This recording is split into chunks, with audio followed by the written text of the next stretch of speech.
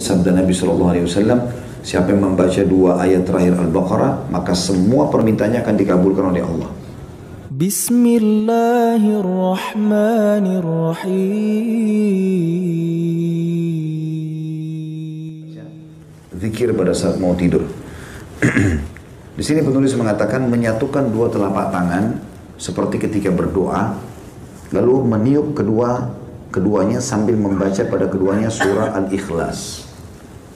Sudah kita tahu tentunya Bismillahirrahmanirrahim. Di sini di buku kita ditulis Qul huwallahu ahad, Allahus samad, lam yalid wa lam yulad wa lam yakul lahu kufuwan ahad. Katakanlah dialah Allah yang Maha Esa. Allah adalah Tuhan yang bergantung kepadanya segala sesuatu. Dia tidak beranak dan tidak pula diperanakkan, dan tidak ada seorang pun yang setara dengannya. Juga dengan Al-Falaq. Bismillahirrahmanirrahim. Qul a'udzu birabbil falaq. Katakan aku berlindung kepada Tuhan yang menguasai waktu subuh. Min syarri ma khalaq, dari semua kejahatan makhluknya. Wa min syarri ghasiqin idza waqab, dan dari kejahatan malam apabila telah gelap gulita, karena umumnya malam orang berbuat maksiat. Nah, kita berlindung kepada Allah.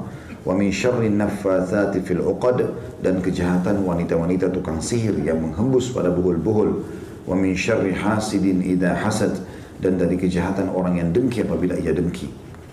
Begitu juga dengan An-Nas. Bismillahirrahmanirrahim. Qul a'udzu birabbin nas. Katakan aku berlindung kepada Tuhan yang memelihara dan menguasai manusia. Malikin nas, rajanya manusia. Ilahin nas, Tuhannya manusia. Min syarril waswasil khannas, dari bisikan syaitan yang biasa bersembunyi. Alladhi yuwaswisu fi sudurin nas, yang selalu membisikkan kejahatan ke dalam dada manusia. Minal jinnati wan nas, dari jin dan manusia. Dibaca lalu ditiup ke telapak tangannya, kemudian dengan kedua telapak tangan itu dia mengusap tubuh yang dapat dijangkau dengannya, dimulai dari kepala, wajah, dan tubuh bagian depan sebanyak 3 kali. Hadis ini riwayat Bukhari, jilid 9 halaman 62, dan Imam Muslim jilid 4 halaman 1723. Jadi bisa teman-teman lakukan dengan 2 cara. Baca Al-Ikhlas, Al-Falaq, An-Nas sekali-sekali, tiup ke telapak tangan, lalu usap dari kepala sampai kaki. Diulangi sampai 3 kali. Atau bisa dengan cara yang lain, baca langsung 3 kali Al-Ikhlas, 3 kali Al-Falaq, 3 kali An-Nas, tiup telapak tangan, usap dari kepala sampai kaki.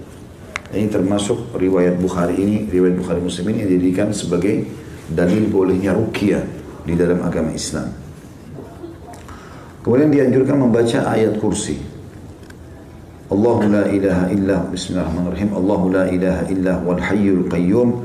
Allah yang tidak ada Tuhan yang berhak disembah kecuali Dia. Dia Maha hidup dan terus-menerus mengurus makhluknya. La ta'khudhuhu sinatun wala naum. Dia tidak pernah mengantuk apalagi tidur. Lahu ma fis samawati wa ma fil ard. Miliknya lah semua yang di langit dan di bumi. Man dzalladzi yashfa'u indahu illa bi'idni. Tidak akan pernah ada yang bisa memberikan pertolongan di sisinya kecuali dengan izinnya. Ya'lamu ma baina aydihim wa ma khalfahum. Dia adalah Tuhan yang mengetahui semua apa yang ada di antara kedua tangan mereka dan di belakang mereka. Wala yuhituna bi syai'in min ilmihi illa bima syaa'. Dan mereka tidak mengetahui apa-apa dari ilmu Allah melainkan apa yang dikehendakinya. Wasi'a kursiyyuhus samawati wal ard. Sungguh maha luas telah pijakan kaki Allah atau kursinya Allah. Ya, seluruh langit dan bumi ditutupi atau meliputi seluruh langit dan bumi. Kursi Allah meliputi langit dan bumi. Wala ya'udu hibduhuma wa huwal 'aliyyul 'azim. Dan tidak ada yang merasa berat, dan Allah tidak merasa berat memelihara keduanya, dan Dia Maha tinggi lagi Maha besar. Al-Baqarah 255. Ada footnote di situ bagi yang pegang bukunya, halaman atau footnote nomor 127 di halaman 98. Keutamaan baca ayat kursi kalau mau tidur, barang siapa, kata Nabi SAW, barang siapa membaca ayat tersebut ketika hendak berbaring di tempat tidurnya, maka Allah akan senantiasa menjaga dirinya dan syaitan tidak akan mendekatinya hingga pagi hari. Hadis riwayat Bukhari, jilid 4 halaman 487. Nah, karena syaitan biasanya datang dalam mimpi, nakut-nakuti, ketindihan, ya, dan segala macam hal. Termasuk dianjurkan adalah membaca beberapa ayat terakhir dari surah Al-Baqarah. Tepatnya 2 ayat terakhir, ya.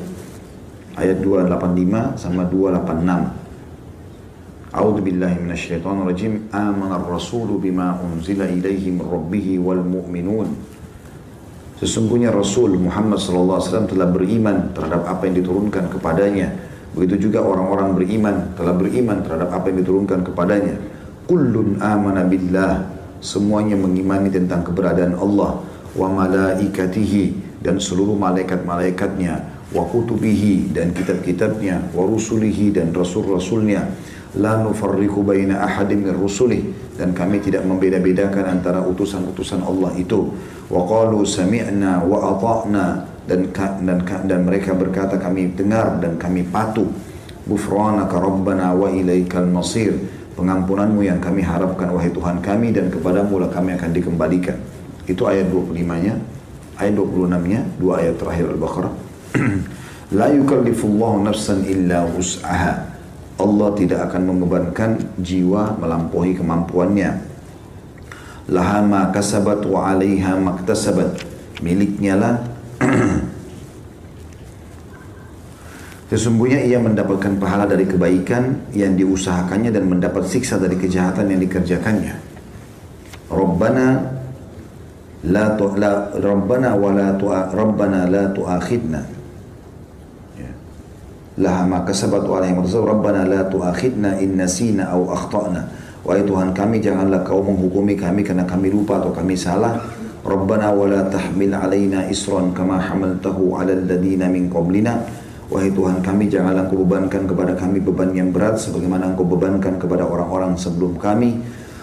Rabbana wa la tuhammilna ma la taqata lana bih, ya Tuhan kami janganlah engkau bebankan kami di atas kemampuan kami. Wa'fu anna, maafkanlah kami. Waghfir lana, dan juga ampunilah kami. Warhamna, kasihanilah kami. Anta maulana, engkaulah ya Tuhan kami.